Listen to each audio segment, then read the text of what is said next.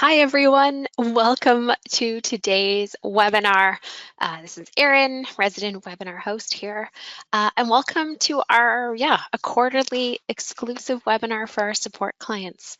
So we plan to do these, 3-4 times a year, and today's topic is working with labels in RoadEng. With me, of course, I've got Matt, and we're going to do a whole bunch of screen sharing today where we kind of flip-flop back and forth, so you'll have to give us a little bit of patience as we go and do that. So today's topics, again, all about labels, focusing inside the location module. But first, I just wanted to take a second, since everyone on this call is a support client of ours, I just wanted to remind you of some of the other benefits that you've got. So outside of these webinars that we put on once a quarter, you also have access, just let us know and we can set you up with a code, but free access to our e-courses. So we've got a bunch of them up there. They're at softry.thinkific.com. I've got RoadEng training, cable harvest training, other support exclusive webinars. We're happy to give you access to those as well. And in about 2 weeks' time, we have our brand new version 11 e-course launching to that site. So we're really excited about that course in particular. Has been phenomenal feedback on the classroom version of it. Also, for you guys, we've got access to beta testing, which I can't believe I'm even mentioning that word, but in the coming couple months, we're looking at getting version 12 beta testing going. So stay tuned for more details on that. This, again, a support exclusive benefit. And if you're up at version 11 and you've had a chance to check out the software, you've got a couple features and functions that are unique to just our support clients as well. So if you have an optimal license, you can get access to Path Explorer and Smart Curves, and then Polyline to Alignment is one that you can get access to, again, inside of RoadEng, but as long as you're on support. Okay, let's talk about today, the fun stuff. We're going to tackle 9 different topics about labels. We're going to explore sort of some foundational and some advanced topics to really help you guys efficiently and effectively control labels inside of your RoadEng projects. As I mentioned, it's going to be heavily focused on location module. Some of the concepts definitely can be transferred over to terrain, but we're going to really pretty much play in location exclusively today. So we're going to start by talking about attributes and report points, and then we'll make our way through this list. So what are attributes? What are report points? Attributes, they can include common things like your ground elevation or your cut depth, or what you're seeing here, or you'll see here, I believe in Matt's example, we'll look at our L station potentially. We can look at our center line, our X, our Y, our elevation, lots of different elements about your particular road or corridor design can be displayed as an attribute. And then the report point is really the places along the alignment where a cross section is calculated. And we can attach this information to any of those report points. So I'm going to pass it over to Matt. We're going to take a look at our first example here on labels, looking at attributes and report points. Cool. Well, thanks for the intro, Erin. And we'll dive right in. So as introduced, attributes and report points, they're both super important concepts, well, across the software, but they're also especially pertinent to labels, and it would be hard to just dive in and not talk about them as kind of a foundation piece. So as Erin introduced, attributes, they're pieces of information that populate attribute fields or properties. In terrain, they are associated with file, features, or points. But in location, and where we're going to focus today, the attributes are associated with report points, and exception to that is curves can have their own attributes assigned to them as well, which is kind of unique to from the report point. So similar but slightly different.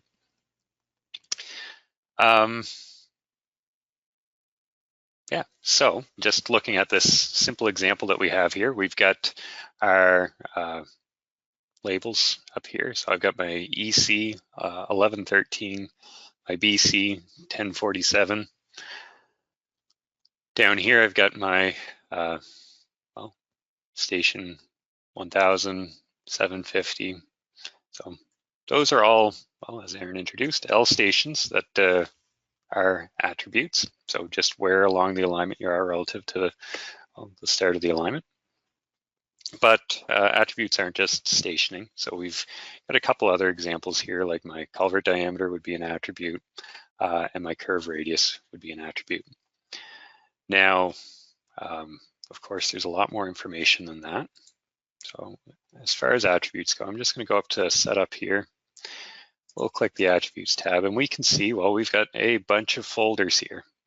And inside those folders, if we expand them, and I'll just expand culverts here, we can see we've got a bunch of individual attributes. So things like inlet X, Y, Z. We can go down to, L line and see, well, we've got the station. We've also got centerline elevation, centerline XY, cut depth, etc. So all these little pieces of information are tracked, and they're tracked as attributes. Now, the next kind of big foundational concept that we're going to rely on a lot today is report points. So report points, aside from, well, just labels, they're super important part of having a cross-section based model. So in our software, and I'm just going to turn this on for a moment in the 3D view, we have our center line, of course, but we can see, and I'm going to turn connected on so we can see them. What this surface is made up of is a series of cross sections. So the location of each one of those cross sections is a report point. And if we kind of pick this apart, we'll find that some of these stations happen at set intervals, where other ones are used to capture important kind of transition points, like the end of curves, beginning of curves, all places where we've assigned a culvert, anywhere that we have our template changing, etc. So all of those different classes of report points, we can just see them in a list here. So we've got a bunch of different classes of report points, and in this, I've got a few with just kind of some special symbols applied to them to make it easier to see, but I've got my auto interval report points. Actually, let's move this over here. So this purple cross, well, we can see that's there, another one there. We've got our culvert insertion points showing up in blue, and then we've got our curve points showing up in red. So we are going to use that as kind of our talking points here in a moment.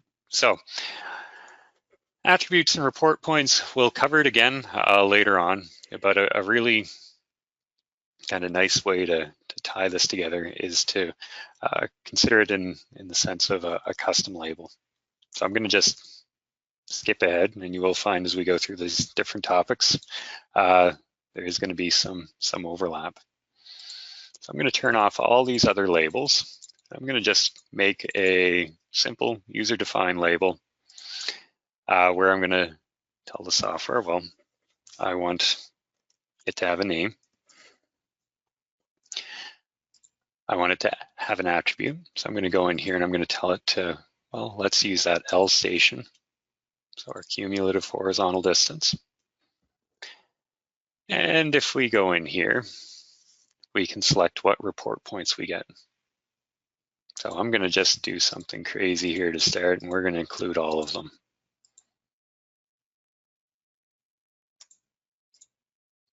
So there, we've got all of those report points have a station showing up.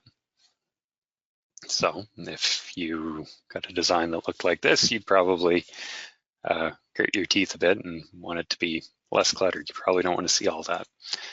So that's where that idea of report points come in, where we can pick and choose what class of report points we populate that value. So let's go super clean here. So the report point that I'm showing is just my auto interval 250 to start. Everything else is turned off. And there we are. And we can see with that 250, we're also getting the end of our road at whatever station that lands on. Now, if we want, we can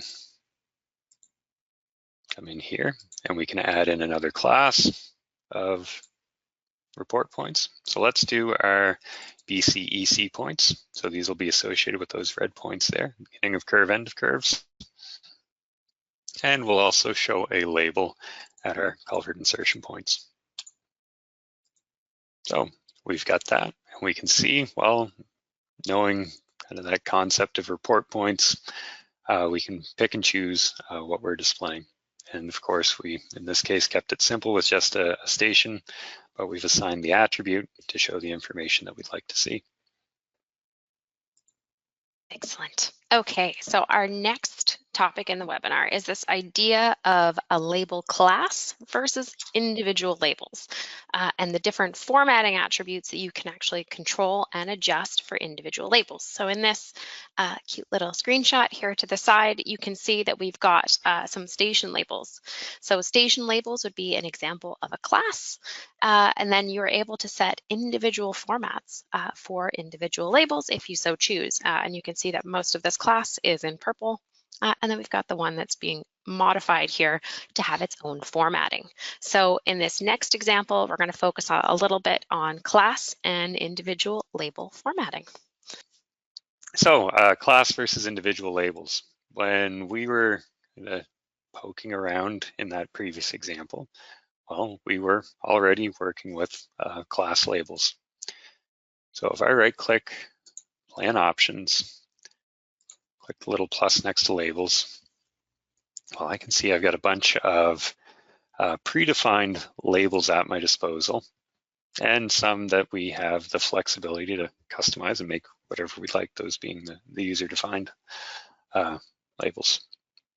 So with this, we can see we've got our BCECs, so beginning of curve, end of curve, and that is a class of label.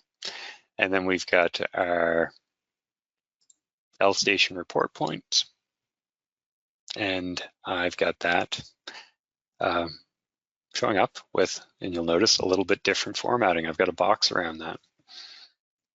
And then we've got our horizontal IPs of curves again, another class that we can toggle on or off or adjust as a unit rather than just deal with the individuals. So with this, let's take this L station report point and we're going to change the color. So in doing so, just to note, we got here from right clicking in our plan view, which opened up our plan windows options. And then we clicked labels and we clicked little plus. So by doing it this way, we aren't focusing in on an individual label. We are, well, applying defaults for that class. And we have access to all of them here. So we're gonna change this to purple or green. Let's do green. And we can see we've changed that L station reporting that's happening every 250. And everything else stays as is. Now the flip side to class labels is the individual label. So we can right click, edit label tool. We can click on an individual label. And in doing so, we'll see that, well, we've got the nodes showing up to show that it's selected. And if we double click, we have access to the label and we can say, well, I don't want this label to be green, I want it to be purple. We'll hit OK, and we've applied formatting to that individual label. Now we can also control the class label from that individual label level. So here, if I double click this and I say, well, let's set that as the default label formatting and hit OK, well, we've changed the class label from the individual label settings. And we'll expand on that a little bit more, but I'll hand it back to Aaron. Awesome. So our next topic is all about positioning labels, and there's a lot of options in terms of positioning that we're going to take a look at. You've got, horizontal offset, your ability to control the angle, your ability to control the reference, whether that's an absolute reference, which means that the horizontal offset is going to be measured from the base point of the text, or perhaps it's a feature reference, so it's going to be measured from a certain feature. We've got an ability to control the connectors and the leaders. And so we're going to take a look at all those options and then discuss a little bit about how you can better control the positioning of your labels. Cool. So positioning, super important. And yeah, we can once again tackle it at a class or individual level. So let's continue right along here. So if I want to edit the position of something at a class level, well, I can do it globally through the plan options. Click labels, and well, I like mucking around with this one here. So let's take that, and instead of being on the right side of our road, let's flip it to the left. So we'll swap that over. We can see everything goes to the other side. Now, we could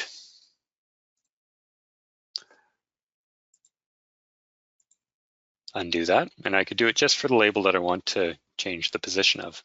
So I could right click, edit label tool, and I could click in here and I can see which one is selected. So that's kind of useful in and of itself, seeing that I don't have the big culvert label. I've got the little one that's overlapping with the nodes there. And if I want to just move this individual label, I can say, well, let's grab it and pull it around. So we can move this around individually with the mouse. And as I'm pulling it around, we can see the cursor changes to the cross with arrows, and we can rotate it with that. Now, I'm going to undo this. We can also edit those individual labels tabularly. So I'm going to, once again, click it to activate it, but double click it. I'll go over here, and I want to flip that over to the other side. So we'll switch it to the left. It's relative to the feature, so my alignment, and we've got that. Now here, I'm going to, well, let's control it a bit more. We're going to extend this out, and I would really rather that station label being on the other side of the leader. So we can do that in the text portion of our position, and we'll add a negative here in front of it. I'm just going to flip the side that appears on. Great, we've got it. And the nice thing about doing it tabularly is we've got these, we're able to preserve a nice aesthetically pleasing angle rather than something that's a little crooked. And another kind of concept here is, well, we've got our connector. So I've got a box around this. If I just wanted a line around it, or line at it, I could. And if I wanted to set my angle, instead of having this set relative to the orientation of my center line at that point, I could make this absolute. I'm going to set it at 0, so it's going to be oriented north-south, and there we are. So what does that look like for the others? If we were to set this one to be absolute, well, we can see it's at a very different angle, but we're referencing that based off the cardinal directions rather than the relative to the alignment. And I guess with that, I'll send it back to Aaron, and we'll go to our next topic. Okay, so our next topic, we've touched on it a little bit, but we're going to go a little bit more in depth now. This one's all about setting your label defaults, updating existing labels, and how you can reset label formatting if you need to. So back into our design here. And setting label defaults. Well, let's look at our culvert to start. So I'm going to just go in here. I'm going to, I'll apply a default. But for this, I want to have this being a much longer leader. So let's set this off to be 15 mils. Actually, we'll go crazy. We'll even make that 20. Now with this, if we say, well, set as class default label formatting, we can hit OK. And since that's our new class default label, if we were to go down here and we were going to add in another, well, culvert in this case. So what's driving it in the background is we've added another culvert report point. So that formatting gets applied. So we've got that same new default being applied here. Now, if we want to apply the default for something that already exists, great, we can do that. So I'm going to go in here and let's go with our ECs. I'm going to make this a longer one as well. So I'll hit OK, and we've got all those being moved out. Now let's do the same for our L stations, but we've got something a little different going on here, and that is I'm going to just set the class default label formatting for this label. So the vast majority of these are being oriented to the right, but this one has been modified. So this one is, the label settings are at an individual level and the defaults aren't being applied. So we'll hit OK, and we can see, well, everything that had the default settings moves, but this one that didn't. If we wanted this to move, we certainly could, but we'd set that and we'd reset all existing point and feature formatting. And now it gets moved back to match the defaults. I'm going to just flip this over back to where I had it. Now the last kind of item to talk about with setting defaults and applying is, well, what if we're doing it at that global level with our plan options?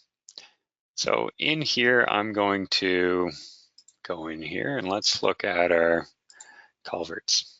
So I don't want this to be black, I'd rather it be blue. We'll make it a little larger font. And we'll hit OK. And we'll hit OK here and we get this dialog. So what's happening is when we had that labels dialog open, we had access to all the different class labels and their settings.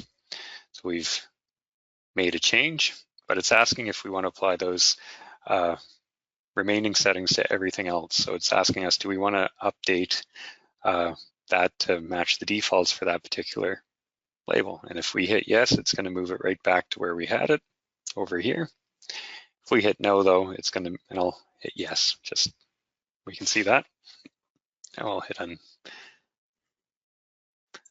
I'll go back in here. We'll, oops. I guess I should move this back here first. So if we were to want to apply that at that global level, we could go in here. We'll make that culvert change. Now I hit undo, so let's set that. We'll hit OK. And this time we're not going to hit yes, we're going to hit no, and that just eliminates that from being reset. So it stays the way we'd like it. So there we have it. We've got setting label defaults and applying them, and a few things to consider when applying them. But yeah, the one kind of thing I'll reemphasize is just be aware if you made changes and you don't want to reset everything. Don't hit yes. So this is an important dialogue. If you've got a lot of things exactly where you'd like them, it can save a lot of time, or it can cause you a lot of time if you just blindly click yes. All right, and with that, I'll hand it back to Erin.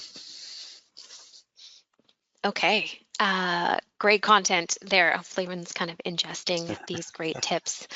So our next set, our next topic here, which is a type of label, is actually a floating label. So these are labels that are not associated with any particular feature. They can be created with the mouse in the plan window or in the profile window, and you can change them really easily by double clicking on them. And you can see here in that graphic, we've got that sort of maintain junction, and that is an example of a floating label. So you can use these anywhere in your design, and we're going to show you how to add them and work with them. And with that very brief introduction to floating label, I'm going to pass it back to Matt again. All right, so yeah, we've got floating labels. They are the exception to being anchored to report points. These can go anywhere, super useful for annotating. The big thing for applying them is, well, one, we want to make sure that class of floating labels is turned on. And then two, well, to actually create one new, we'll click Edit Label tool, and we are going to click outside of the selection tolerance of an existing label. So if we're over here and we can see the pencil with the ABC, great. We can create a floating label and we'll type in whatever we want. Now I'm going to add a box around this and a connector. And there we are. So floating labels, pretty straightforward, super important, or well, super useful to help annotate your projects. But one of the exceptions where it's not actually anchored to a report point. With that, back to you, Erin. Okay. So moving along into some of the other different label types, we're now going to take a bit of a deep dive into profile sub-window labels. So you can have lots of different labels that get displayed along your profile, and we're going to step through that. In this example here on the screen, you can see that we're displaying the centerline elevation as a sub-window below our profile. So, Matt. Cool. All right. Your turn again. All right. So everything that we've covered so far can be applied to the profile as well. But the profile has a little extra functionality in there. So I've just got this profile with my, well, beginning and curve, end of curves. Let's add in some sub windows. So the mass hall itself is a sub window, not really a label, but we're going to add in a sub window that is. So I guess I'll slow down and not just quickly click. We've got our profile options. Then we'll go to the sub windows area. We'll click select. And I want to show my ground types. So let's go ground type 1, ground type 2. I'll hit OK. And we can see that label is showing up at the bottom here, but I probably want it above the mass hall. So if we want to control the position of that, well, we can just grab that and shift it down. So those ground type labels are kind of predefined, baked in.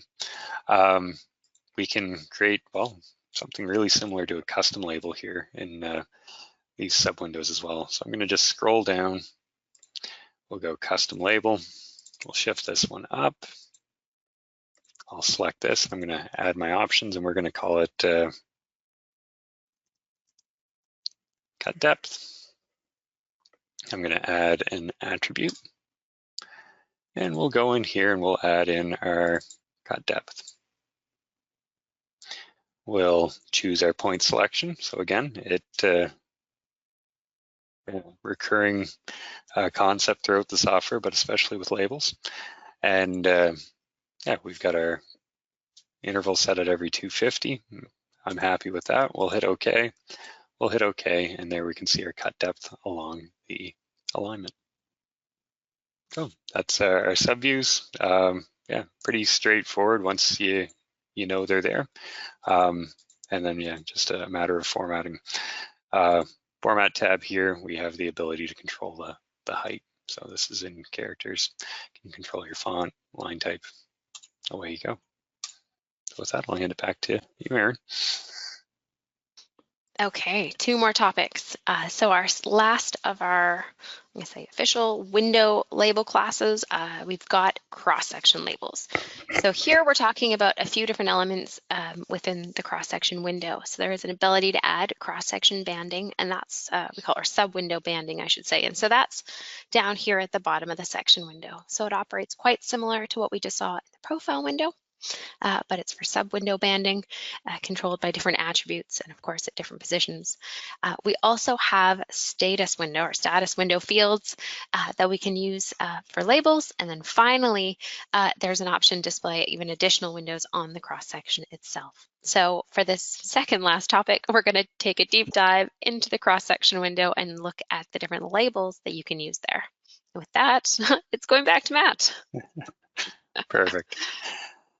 All right. So yeah, cross sections are they do behave differently than the other windows. So the big difference, one of the big differences, well, each cross section itself is at a report point. So the labels aren't really anchored at the report point. The cross section is.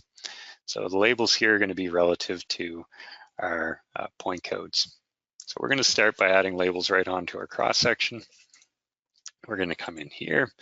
We've got labels turned on, but we aren't seeing anything here. And that's because we've got different levels to control things.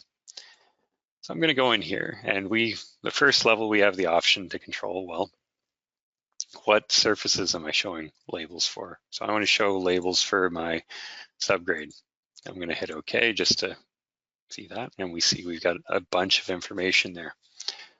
Well, if I want to control that so I maybe just see my slope labels rather than elevations, offsets, etc., we could come in here. We could go to our format and we could say, well, I don't want these on. I then just want those slope labels. And here it may be that, well, we're not really interested in what's going on underneath the pavement or what we have going on in the ditch. Maybe we're just interested in, well, the slopes as they approach our slope stakes, whether we're in cut and fill.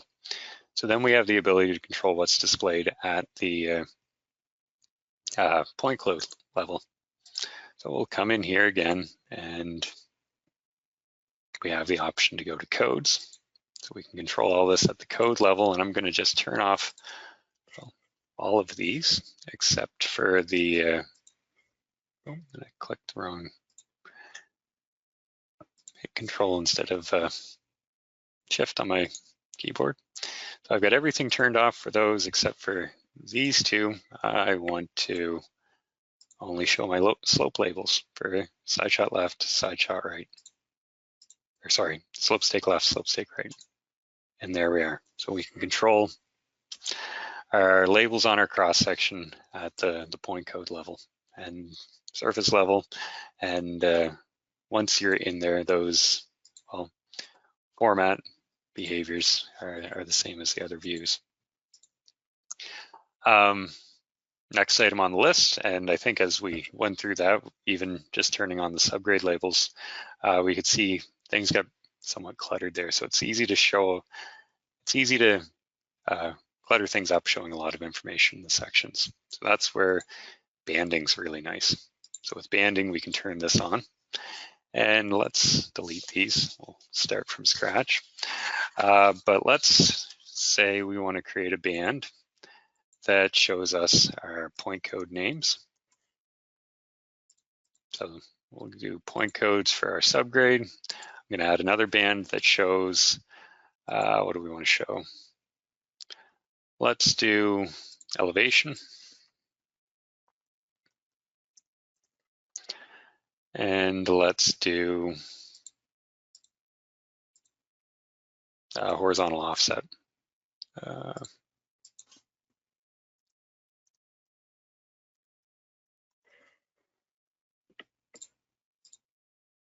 So we've got that. I'll hit OK here. Hit OK here, and we've got this nice banding at the bottom that gives us the information without having it stacked on top of each other. And then the last kind of label-related item for our sections is the status. So in here we can add in a bunch of attribute fields. I'll just run with the ones that I already have set here. Basically all those attributes that we talked about before, well, we can add them in, look at them in our section view, and there we are. So we've got those being displayed below. With that, I'll hand it back to Erin and we'll cover our last one. Awesome. So our last topic, and then we can move into a little bit of a Q&A here. I know we're over time, but I feel like you all know that we always go over. Our last topic are user-defined labels. So these are ones that kind of play off of that attribute topic that we first introduced as we started the webinar. So as you can see here in this little screenshot, we've got an inlet coordinate, and that is a user defined label that's being created, a combination of text and different attributes. We can control where they're displayed, and we're going to step you through the process of creating that kind of label right now for our last topic. And if you have questions, this is a great time. Pop them in that chat. We'll tackle a couple to finish it out. All right, so user-defined labels. It's largely going to be a rehash of stuff that we've already covered, but we'll add in a few extra kind of nuances that make it really nice to have these and flexible to work with. So I'm going to go back to my plan view here.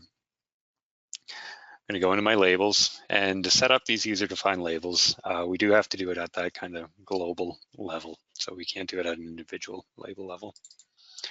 We're going to turn on this guy here, and we'll go into options. Now, quick little sidebar.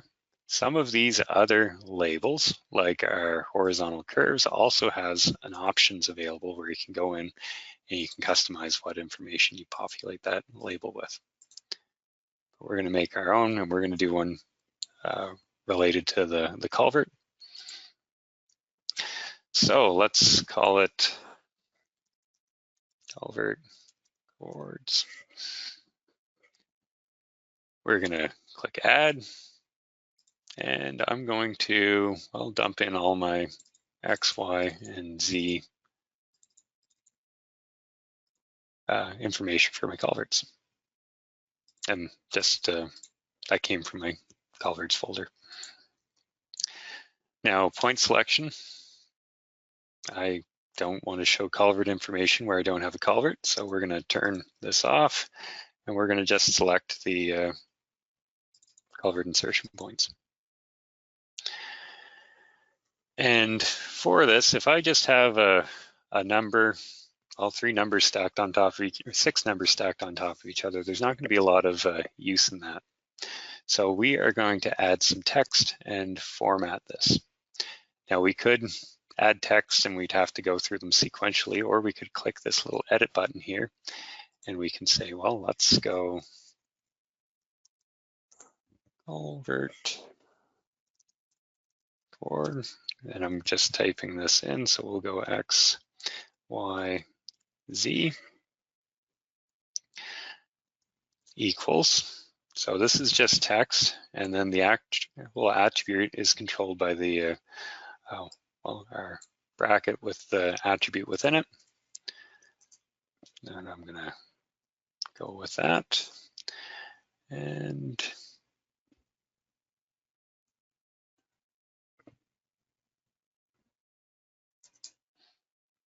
so we've got that. Now I'm gonna just, I should have inlet in here because otherwise,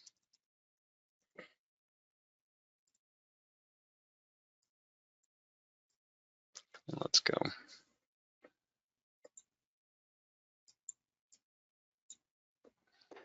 And we'll hit copy.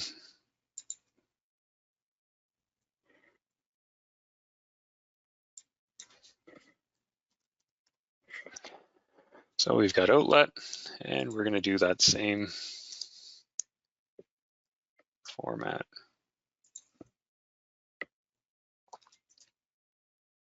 So we'll hit OK. We'll hit OK. Positioning behaves just the same as everything else. We'll hit OK. Oh, and I don't want labels right on top of each other, so I'm going to turn that one off. Do I want to reset that? Well, not in this case. I'm going to click no, and away we go. And then here, if there's anything that we want to clean up, move around, well, we certainly can. And we can just decide whether we do it at that class level, or in this case, I'm going to just flip this over at that individual label level. So hopefully that tied everything together and provided some insight on working with labels and location. Okay, so now we're just going to quickly move into the Q&A section. So our first question, and it's going to kind of connect right into that culvert example you just did, but is there any chance of being able to display culvert labels in the multi-plot? Yeah, so there's kind of two aspects to that. And I think the big one here is we can show those just as we did in our plan view. So plan profiles, we can include that in our multi-plot.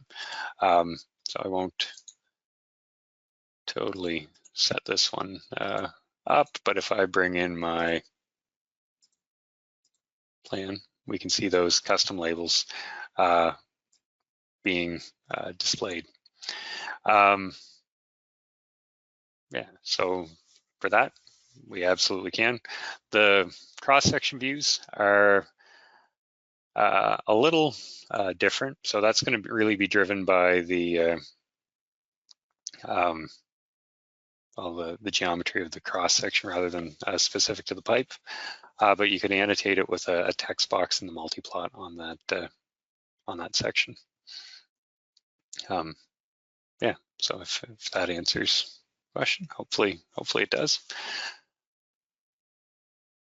Excellent. Let's go to another question. So the next one is, when a box connector is used, can you change the fill color or the opacity? Or it's transparency. We're going to just do a different word. I think I need more coffee here. No problem. I'm glad you guys are all clients as I struggle to say some words. All right, so for the box connector, and I'll just use this custom label that we threw in here.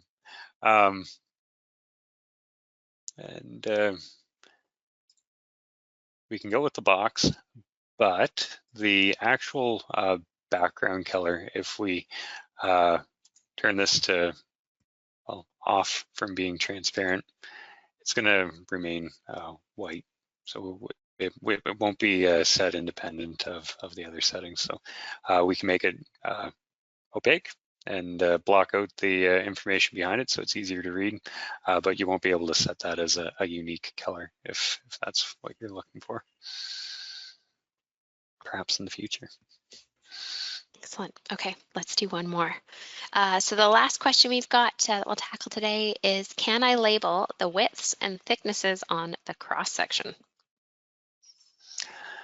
Thicknesses and widths. What would be the, let's go in here. That's being the banding, I believe, would be the. Yeah, so we've got our horizontal offsets being displayed here. And we can poke around. So we can add in our vertical offsets, but it won't be necessarily the exact same, but we could do surface difference. So this gets into, I think, what you might be looking for. So we'll do the difference between our subgrade and layer 1 here. And we'll hit OK, and we can see, and just, I may have mixed up my units before, but this isn't a ginormous road, it's an imperial example. So the sub-base material here is 2 feet thick. yeah, and then if you do want to show widths, we can do the slope distance right on the leg. So we could set the slope distance for the individual legs that you'd like. You just have to identify what point code it's associated with and turn that on. And we can display that here. So hopefully that answers your question. And yeah, if I miss the mark, let me know, and I certainly can follow up. Okay, guys, thank you for joining us for today's webinar all about labels. We hope you enjoyed it. If you have any questions on the content, you're on support, so come chat with our team. We're happy to help you with any other label-specific questions. And with that, thank you, Matt, and I hope everyone has a wonderful rest of your day. See you at the next one. Thanks, everyone.